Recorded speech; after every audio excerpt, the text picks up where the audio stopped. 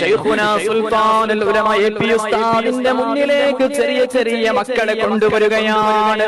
ആ മക്കൾ അല്ലാഹുവിന്റെ ഹബീബായ തങ്ങളെ മദ്ഹ് പാട്ട് പാടിക്കൊടുക്കുകയാണ്.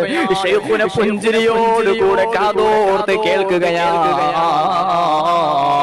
അല്ലാഹുവേ, അവസാനം കുട്ടികൾക്ക് ഒരു ഹദിയ നൽകുകയാണ്. ഇതല്ലയോ റസൂലുള്ളാഹിയോടുള്ള മഹബ്ബത്ത് എന്ന് പറഞ്ഞാൽ? വെറുതെയല്ല മോനെ ശൈഖുന ഇത്രയും വലിയ സ്ഥാനം കൈവരിച്ചതോ അല്ലാഹുവിന്റെ ഹബീബിനോടുള്ള പ്രണയം കൊണ്ടാണ്.